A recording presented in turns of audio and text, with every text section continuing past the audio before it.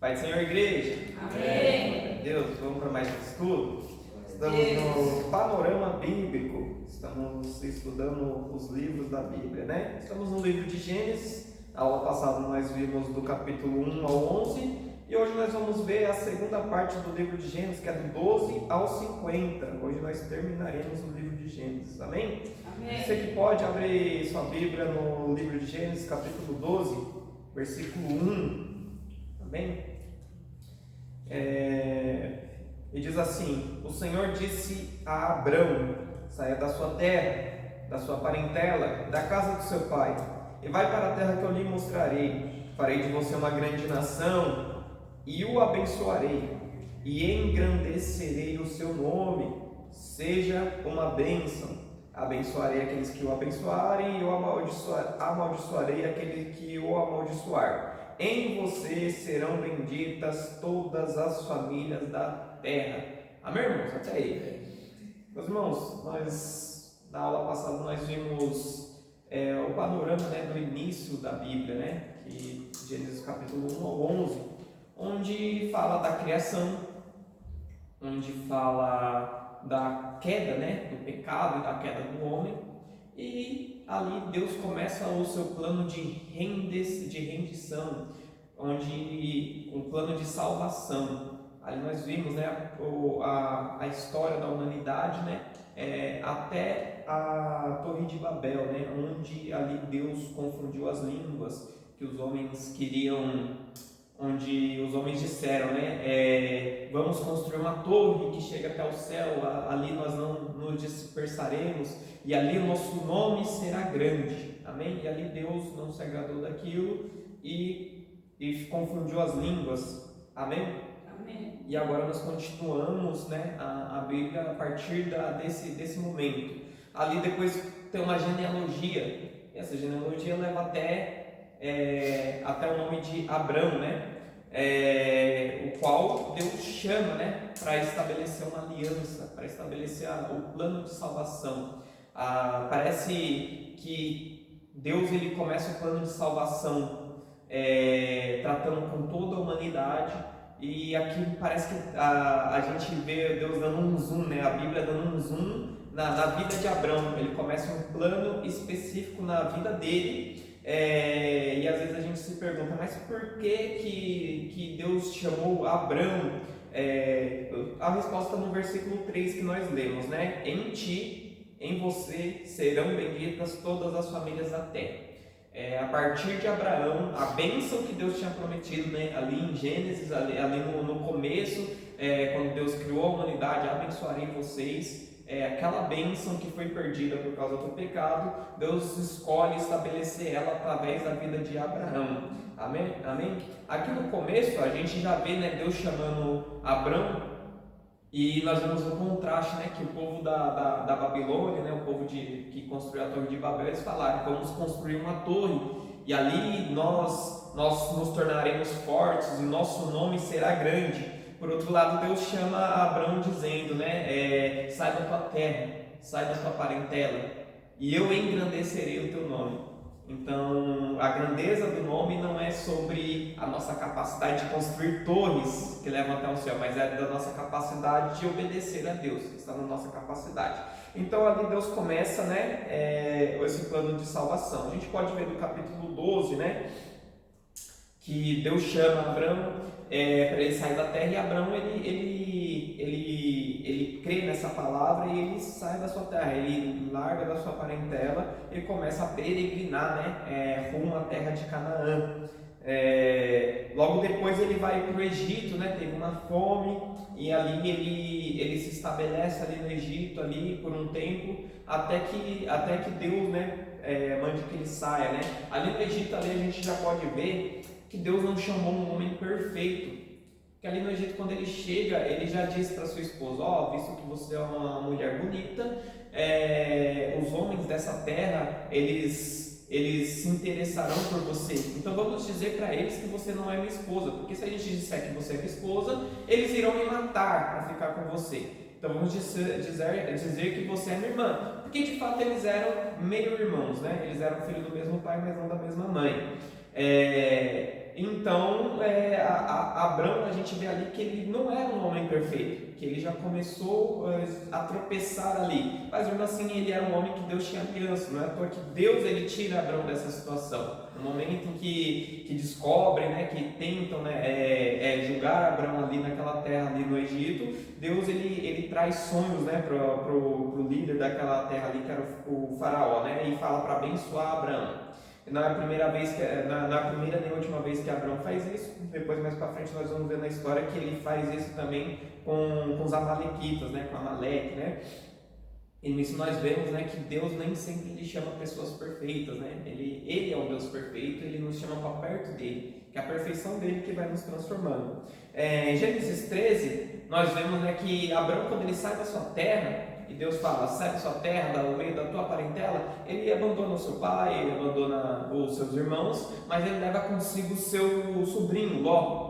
Em Gênesis 13, nós vemos que Deus prosperou de tal maneira Abrão e que também prosperou Ló. E de tal maneira que a terra não era suficiente para que eles habitassem juntos. Eles tinham muito gado, eles tinham muitas riquezas e começou a ter contenda entre os pastores de Ló e os pastores de Abrão. E ali nós vemos que Deus ele cria nessa situação, porque quando Deus ele pede, sai do meio da tua parentela, é de toda a parentela, inclusive do seu sobrinho. Então ali começa essa contenda e Abraão fala para Ló, a gente já não pode mais caminhar juntos, escolhe para onde você vai e eu irei para o outro lado. A Bíblia diz que Ló olhou, né, as campinas, olhou os campos de uma cidade e escolheu ir para lá. Ele não sabia que era Sodoma, né? Então ele foi habitar em Sodoma. Abraão, por outro lado, continuou peregrinando, né, pelo deserto ali, habitou em algumas terras ali, e ali Deus chama Abraão mais uma vez. Ali Deus ele restabelece mais uma vez sua aliança com Abraão. Ali Deus ele começa a falar mais uma vez com Abraão. Nós vemos um silêncio, de certa forma, de Deus enquanto ele estava com Ló, e quando ele se dispersa de Ló, Deus volta a falar com ele, né? Isso está em Gênesis 13. Gênesis 14, nós vemos que uma passagem que fala de uma guerra entre alguns reis. 4 reis fazem guerra contra 5 reis. E essa história ela é relatada porque essa guerra entre esses reis ela teve envolvimento com os reis de Sodoma e Gomorra. E eles foram presos, eles foram cativos. Junto com eles, Ló, sobrinho de Abrão, ele foi preso, ele foi cativo ali em Gênesis 14. Um servo que conseguiu fugir, né, que conseguiu ser livre, né, do cativeiro, ele vai até Abrão e avisa ele, seu sobrinho Ló foi preso, ele foi cativo. Ali nós vemos, né, que Abrão ele chama, né, dos homens da sua casa. Abrão já era alguém próspero, né? Ele reúne, né, 318 homens e ali Deus, através da mão de Abrão e desse pequeno exército que ele reuniu, ali ele traz a libertação para Ló, né? Ali ele vence, né, aqueles reis, né, que tinham vencido os outros reis. E nisso aí, nessa passagem, a gente vê no final dela uma figura interessante. Um homem que é chamado de sacerdote do Rei Altíssimo, um homem chamado de Melquisedeque. Ali a Bíblia diz que ele abençoou Abrão, que ele abençoou, e ali por outro lado diz que Abrão deu dízimo de todos os despojos que ele tinha pegado, né? Foi uma guerra de 5 reis contra 4 reis, então foi uma guerra de 9 reinos. E ali naquela guerra de 9 reinos, o despojo desses 9 reinos, Abrão recebeu esse despojo, né? Todas aquelas riquezas de 9 reinos.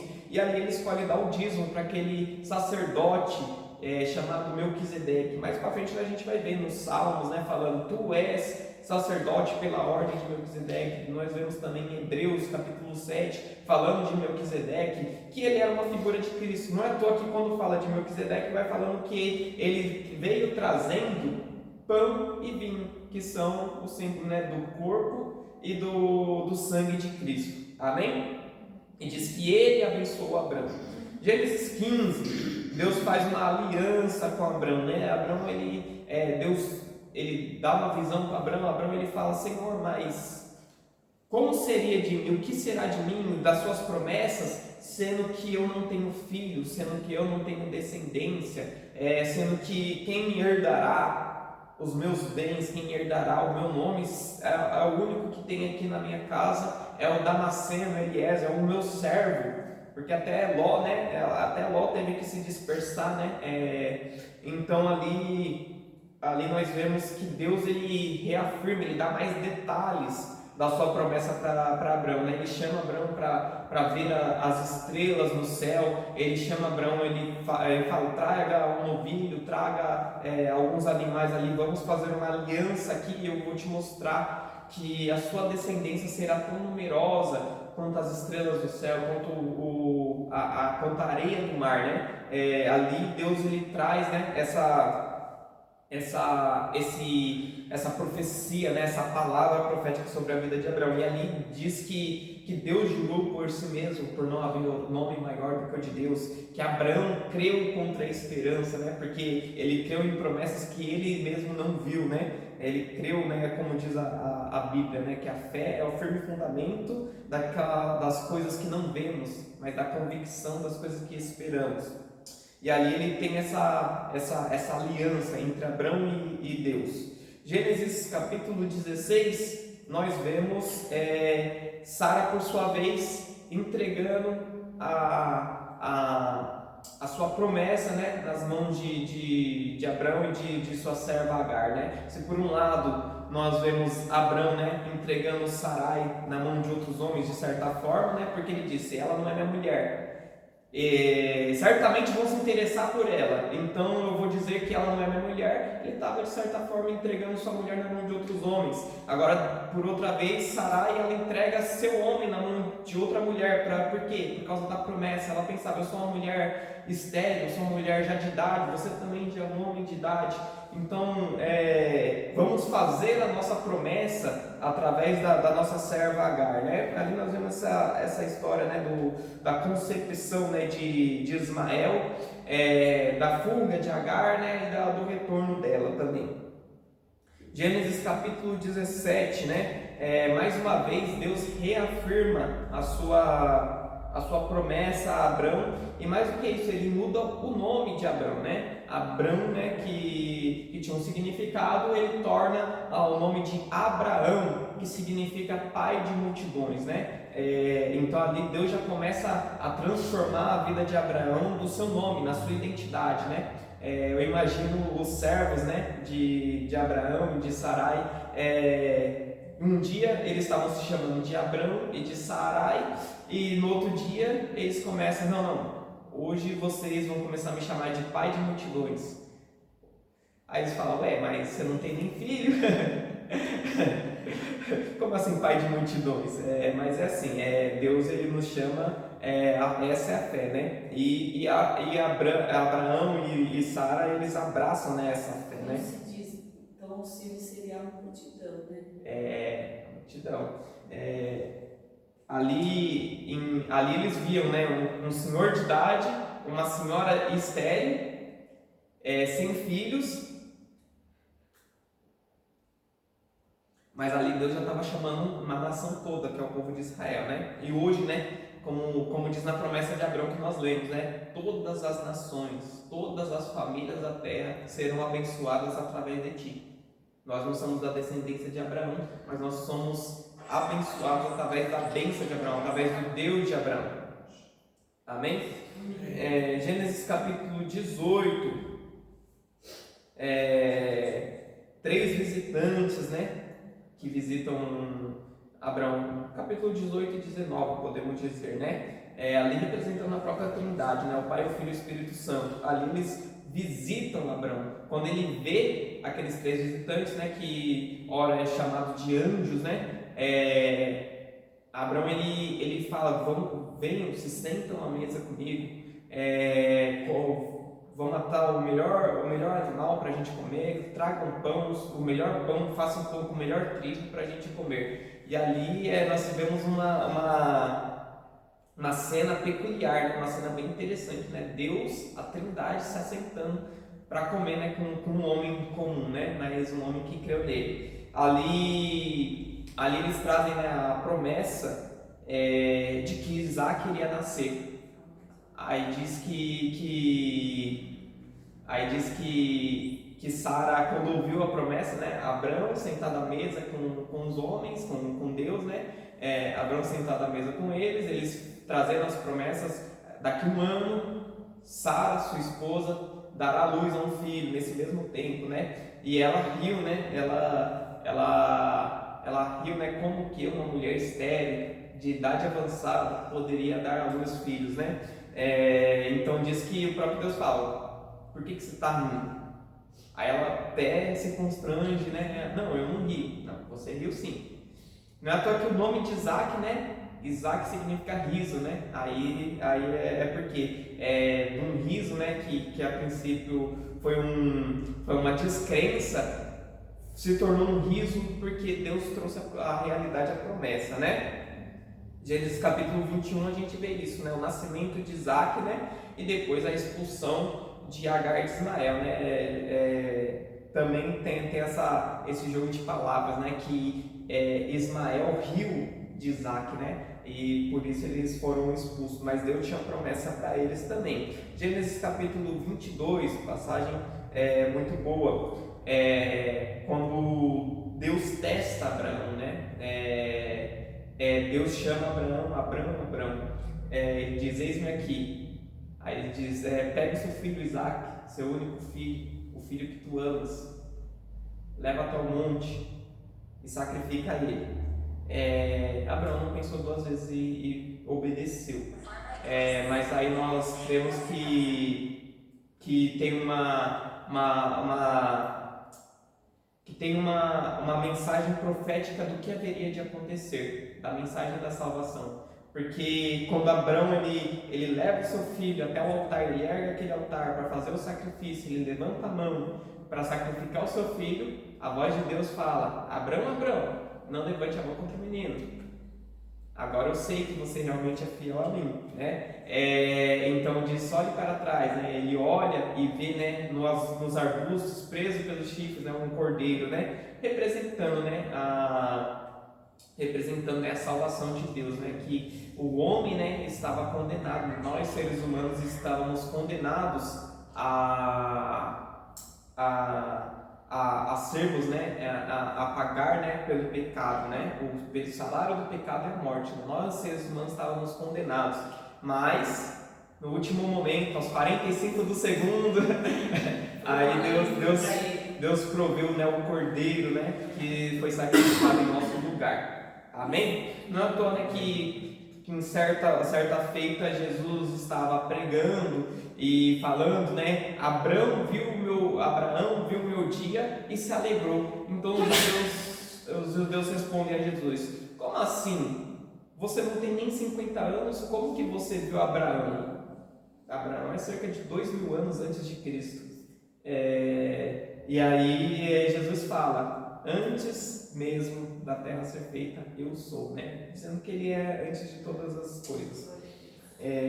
Então ali Abraão viu, né, a salvação. Ali Abraão viu que nosso Deus, ele é um Deus que, mesmo sendo imperfeito, como já foi falado, várias imperfeições de Abraão, de Sara, nós veremos também de Jacó, de Isaac, de toda a humanidade. Somos imperfeitos, mas mesmo assim ele está disposto a sacrificar, né, para nos salvar. Gênesis, né, capítulo 23, a gente vai ver, né, a morte de Sara. Capítulo 24, o casamento de Isaac e de Rebeca, né, é uma passagem muito interessante para depois cada um ler em casa, né, vemos, né, a dinâmica, né, de Deus, né, sobre esse casamento, né.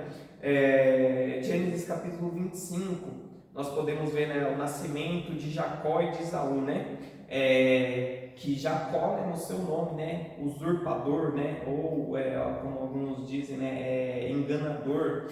Ele já, desde o ventre, né, ele já nasce agarrado ao calcanhar do seu irmão, né, já querendo tomar, né, a força. nós podemos ver, né, que ali depois, os dois já crescidos, Jacó ele compra a bênção, né, do seu irmão com um prato de lentilhas. Mais para frente, junto, Jacó e sua mãe Rebeca, né, eles botam um plano para ser abençoado, né, para tomar a bênção, né, enganam, né, Isaac, né, enganam Esaú para serem abençoados no lugar deles, né, sendo que Deus já tinha prometido, né. Aí nós vemos, né, os erros se repetindo, né, o mesmo erro de Sara, né, Deus já tinha prometido, basta a gente confiar que a promessa vai vir. Mas mesmo assim tem gente que tenta tomar a promessa à força. Então, antes do tempo. Exatamente, antes do tempo, à força, né.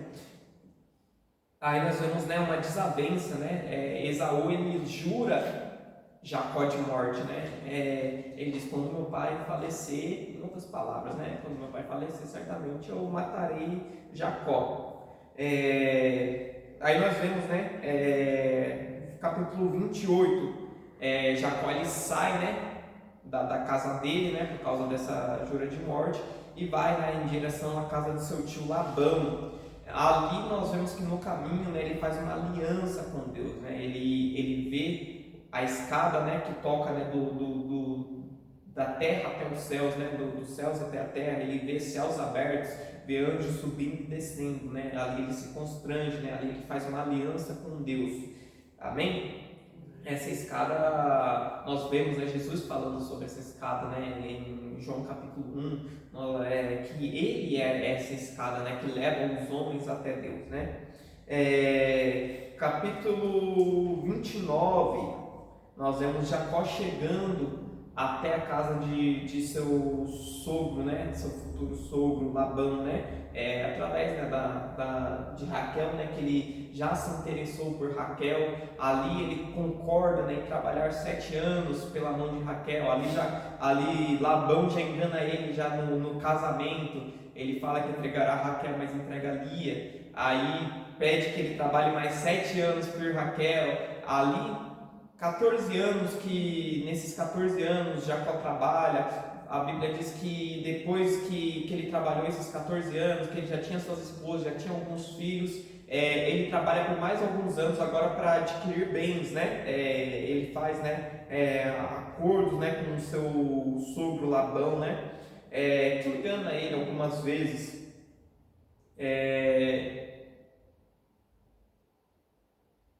E depois Deus chama ele de volta, né, para a casa do seu pai, né, e Deus o protege, né. Vamos, né, resumindo para a aula não ficar muito extensa. Gênesis capítulo, isso vai do 29 ao 31, né, a história, né, da concepção das 12 tribos de Israel, que quando eles nascem, né, e aí Gênesis 32, nós vemos quando Jacó está no caminho de volta à sua casa, mas aí ele tem medo. Ele tem medo.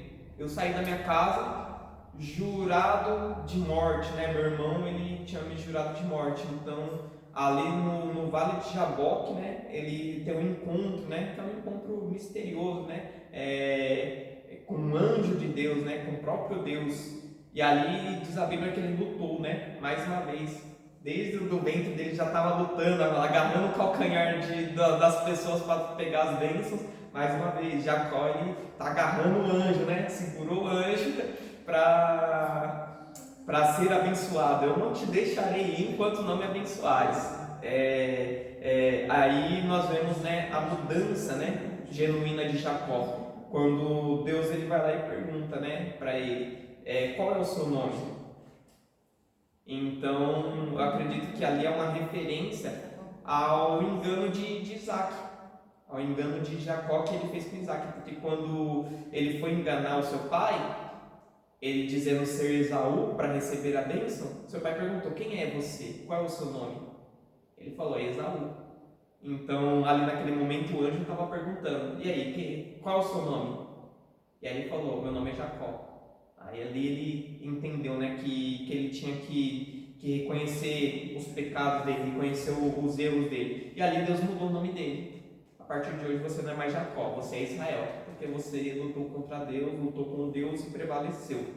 Ali isso dá um gás para ele continuar a sua caminhada, né? Ali ele tem, né, um encontro, né, com Esaú, e eles se reconciliam.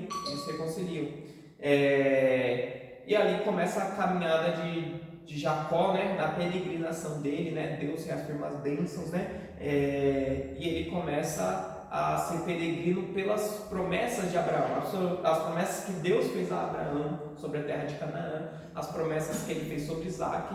Deus reafirma essas promessas sobre Jacó, e ali ele começa a peregrinar, e essas promessas, né, elas vão adiante. Vai falar das 12 tribos de Israel, no 32, né, até o 36 vai falando sobre isso, né. Do 37 em diante, a gente vai ver a história de José e dos seus irmãos, né. Todos conhecemos, né, que José era sonhador, ele tinha sonhos, né, que esses sonhos, né, a interpretação desses sonhos revelava que ele seria um governante, que ele governaria sobre os seus irmãos, que ele governaria sobre a casa de seu pai. E aquilo ali trazia inveja sobre os seus irmãos, né? Até o seu próprio pai falou: você está dizendo que você vai governar sobre nós, né? Até Jacó, né, que tinha ele como um filho favorito, né, ele questiona José, né? Mas a gente vê, né, que os planos de Deus não são os planos dos homens. Aquele que era o menor, né, dos filhos, né, ele era o penúltimo, né, o último foi Benjamim, ele tinha promessas de Deus. A gente pode ver no livro de Gênesis, muitas das vezes Deus chama o menor, né, começa, né, a descendência que Deus chama não é a de Caim, que era o primogênito, ele chama a de Sete, né, que veio depois de Abel ainda. O Isaac não foi o primogênito de Abraão, foi Ismael, mas ele chama Isaac como filho da promessa. Jacó não foi o primogênito, ele foi...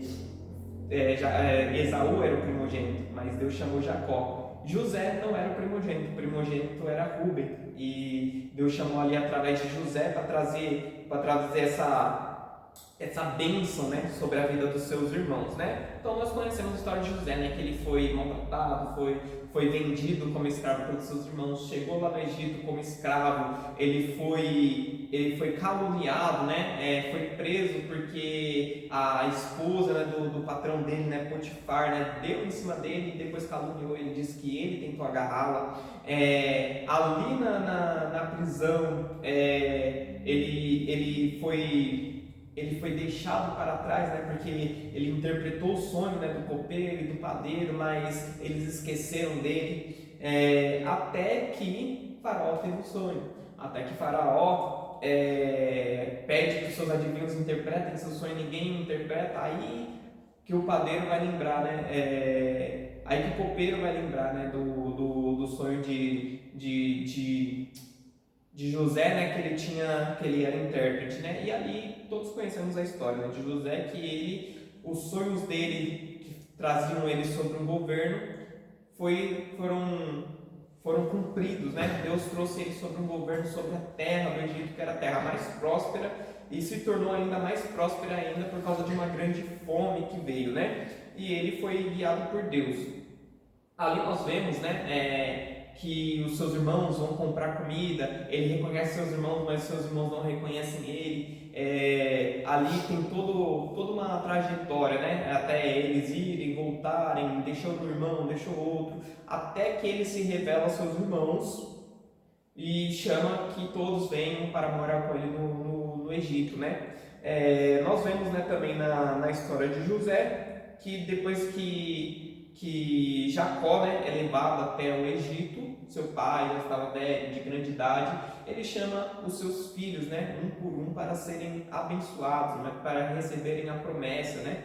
E nós vemos que a promessa, né, a das bênçãos, tem uma peculiar, que é a promessa que vem sobre a tribo de Judá. Está lá em Gênesis, capítulo 49, versículo 10.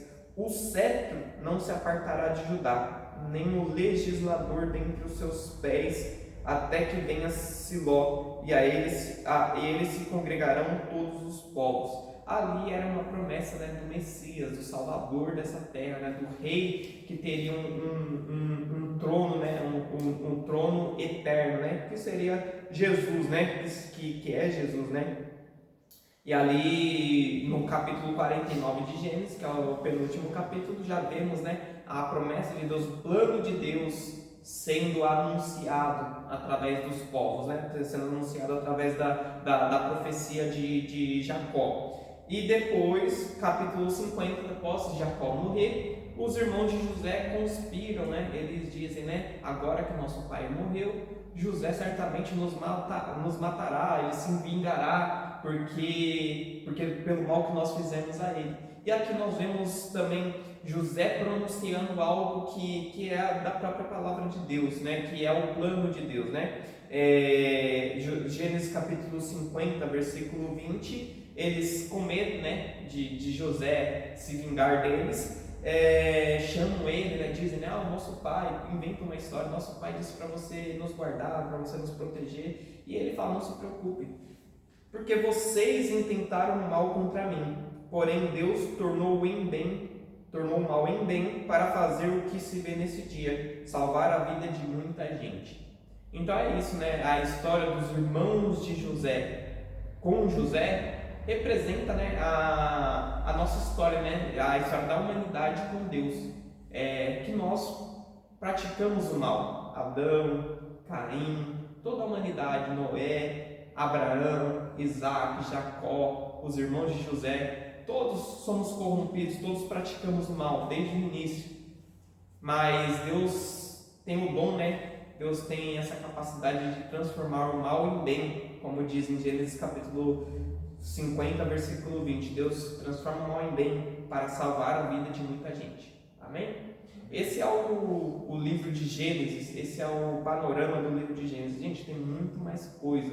Eu recomendo que vocês leiam, para vocês verem, né, todas as promessas, todas as teofanias, todas as aparições de Deus, todas as promessas. Amém? E nós vemos, né, essas promessas sendo anunciadas no livro de Gênesis. Mas para a gente ver o cumprimento, a gente tem que continuar lendo a Bíblia. Amém? Na próxima aula, a gente vai ver o livro de Êxodo. Amém? Essa é a aula de hoje. Deus abençoe a todos. Amém. Até a próxima.